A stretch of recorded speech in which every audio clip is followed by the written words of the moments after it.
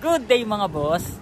For today's video nga pala is ipiplex ko lang tong bago kong kabit na pipe sa Mio natin. Papakita ko. Yan. MT8 pipe racing. Yan ang itsura niya. Stainless tip na yung dulo niya. Ay paparni ko na rin yung sound check nito. Yun, nung kinabit nga pala namin is naglagay kami dito ng spacer. Ang ginamit naming spacer is bola. Yan, fly ball. Tapos basta pasok lang yung bolts. Kasi pag hindi ginamitan ng fly ball or ng spacer, labis yung bolts ng pipe natin.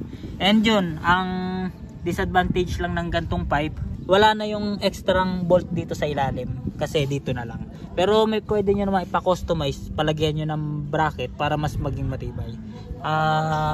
Plano ko rin palagyan to ng bracket katagalan. Pero sa ngayon, dahil bagong kabit pa lang naman, yan, hindi ko muna siya pinapalagyan.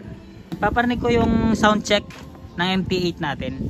Hindi ko alam kung maganda yung quality dito sa video, pero sound check ko pa rin.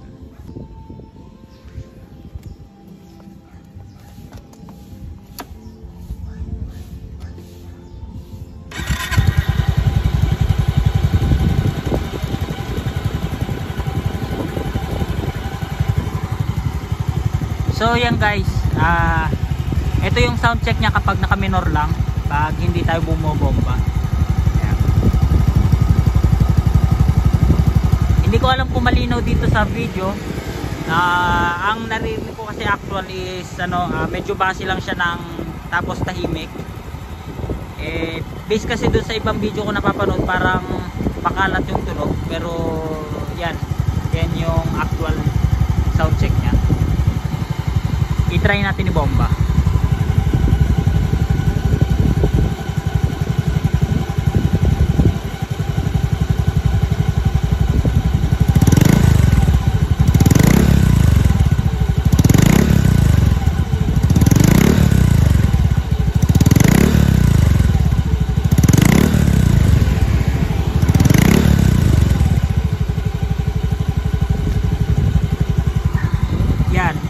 Yan yung sound check niya.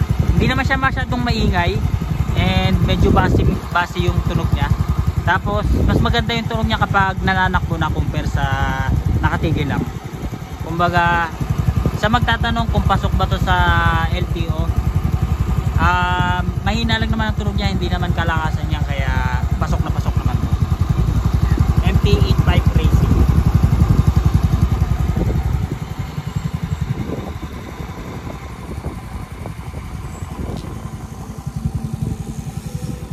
So yung guys, subukan natin pag tumatakbo yung motor.